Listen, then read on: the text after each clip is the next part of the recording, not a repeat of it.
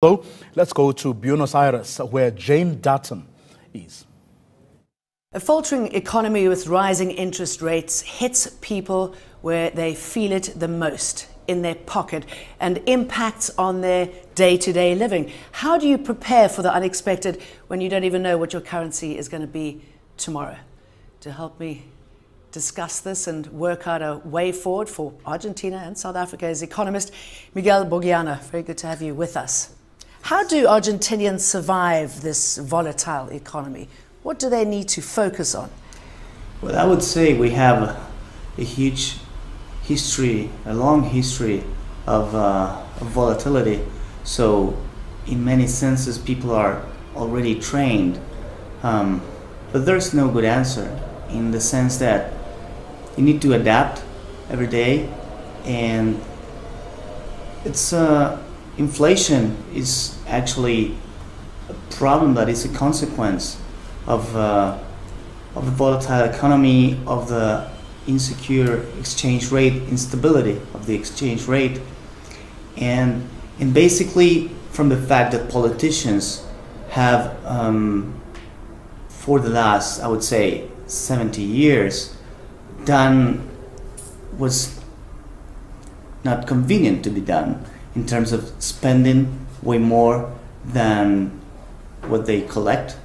So all the difference ends up being supplied by printing money, right? So when you continue printing money because you spend more than what you can collect from taxes, you get the situation of a country like Argentina that continues struggling in terms of things that are no longer a problem in the rest of the world. And printing money, I mean, that's a big warning signal, isn't it, to locals and foreign investors? Absolutely. Locals, well, I would say we have like a very fine radar for detecting each time that the government will have problems. So the expectations of inflation are really, really fast because it's really hard to trick people, you know. When you print money and nobody is aware of that, you can trick them for a while. But if you have already pulled that trick so many times, people are already aware of that. So, but if that trick fails, why is it a trick that the governments keep going back to? Well, that's a very good question, but that's part of our latest history of, I would say, 40, 50 years in which we continue having the very same problems. If you read the newspapers today, and if you read the newspapers from 30 years ago, 40 years ago, you will be astonished to realize that we're talking about the exact same problems. We're completely stuck. Okay, so you say that people suffering the consequences of these policies constantly adapt. How do they adapt? I mean, if you don't know what the currency is going to be worth tomorrow, if you don't know what the inflation rate is going to be, how do you protect yourself? Well, you don't have many ways of doing that. But I would say, for example, that people who can save money, which are very few in this country, honestly, what they do in terms of investments, for example, they pretend to guard themselves with real estate. Sometimes it works, sometimes it doesn't, but they're not planning in making any progress with their savings. They're just trying not to lose money, right? Or sometimes when you have a context of very high inflation, you start buying goods, you start buying stuff, because you know that at least those things, that stuff will be worth something in the future. And those who can afford it, I mean, is there a capital outflow from the country? Does it, you know, are the UK, US bank accounts increasingly attractive for those who've got money here? Absolutely, Switzerland as well. So, and that clearly doesn't help. The government, the state is has predatory practices in terms of the extremely high taxes that we now have. So there's a lot of evasion as well. There's a lot of tax evasion, sometimes because that's the only way for some small companies to survive, right? But what went wrong? 3 years ago, the IMF loans have been paid off. Inflation, unemployment was 6%. It's now 9%. Macri promised zero poverty. Now he's gone to the IMF with his begging bowl. What happened? Well, to be honest, I would say the last government, it was 12 years in power.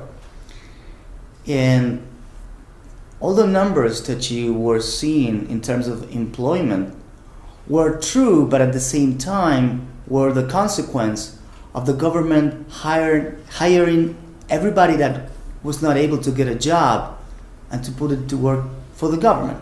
So if you take a look at the size of the government as a proportion of the GDP, when Nestor Kirchner started his government in 2003, government spending over GDP was 24%. When Christina Kirchner left, government spending over GDP was 44%. So they actually doubled the size of the government. But people had jobs. Well, it's not that people have jobs, it's that you have to continue taxing everybody else for them to keep them in the government. But so the private sector got completely, had such a burden of these high taxes that now it's really hard for the private sector to generate employment of quality and that actually has a use in the economy. So there's a lot of people working for the state that actually don't produce anything. And that is a huge problem. I would say that's probably a good summary of what was going on in the last 15 years. Instead of tackling the problems in the right way, generating growth, well, you just sweep them below the carpet. Okay, can I read a tweet to you? You say, I wish a worse crisis than 2001 so Argentina can reduce the state, taxes and unions. I mean, sort of paraphrasing you here, you sort of said, whatever cost. Well, isn't that a bit radical? I mean, well, why would you? It is. What I was meaning, and obviously that was a time when Twitter was even 140 characters to express an idea. It's obvious that I don't want any crisis or bad time for no one, but our history tells us that you only do what you have to do when there's no other alternative, and that was the spirit of that tweet, right? To finally get to a point in which politicians will have to do the right thing just because there's no alternative. But that's what it seems to be happening, what you are advocating there, the reduction of the state, the targeting of unions. I mean, is that the way forward? And where does it leave Argentinians and their rights? It doesn't look like so much at this point, I would say. But, for example, now that the government has to go to the IMF, well, they end up finally trying to get to fight fiscal deficit. But that's just something that needs to be done. But if you don't have the proper reforms, there's no way the country will be able to grow again. So, I mean, what lessons do you learn from this? And, for example, what could South Africa, who's also facing its own, economic nightmare, fiscal cliff, what can South Africa learn from the mistakes made by Argentina in order not to do the same? It's really hard to learn from a country who's making the mistakes over and over again. But surely it should be telling you what not to do. I mean, can you walk away and say, right, we should stop?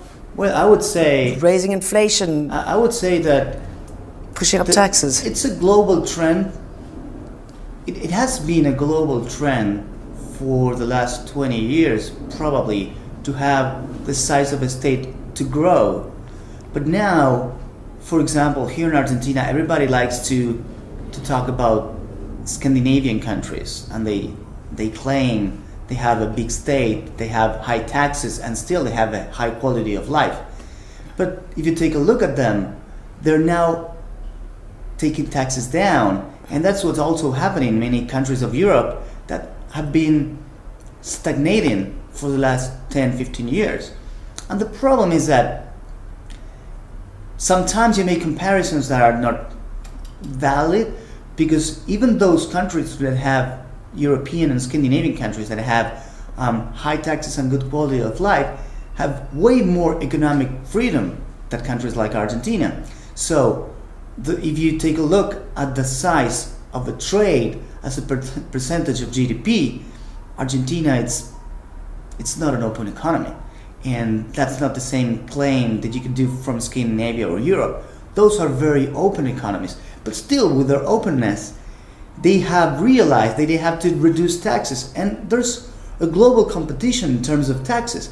The US, it's become a great participant in that competition, with Trump reducing taxes at such an aggressive pace. So I think most countries of the world will now be facing the pressure of some other countries taking taxes down, and that's a competition towards trying to, seduce investments globally. Okay, might tariffs, the tariff war that's happening, the trade war that's happening, might that benefit emerging economies in a sense that they could fill gaps? It's hard to tell, I think, so far. For example, your agriculture market and your soy market, for example, you'd be... Well, we have, for example...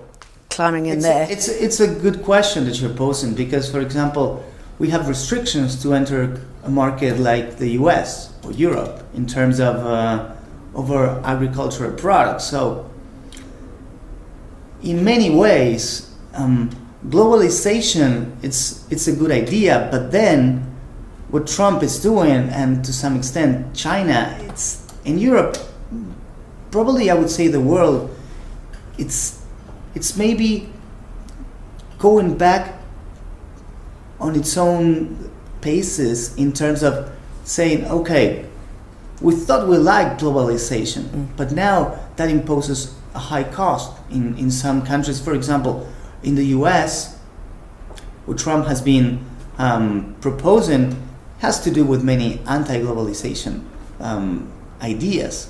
Why? Well, if you remember, Make America Great Again pretends to bring jobs back to the US that were taken abroad for reasons as it was cheaper to make them abroad. So now it's becoming, and this tariff war, in the end, it's like a war against globalization. Okay, and then the message for South Africa is not to look in this direction, but to look somewhere else if they want to pull themselves out of the doldrums.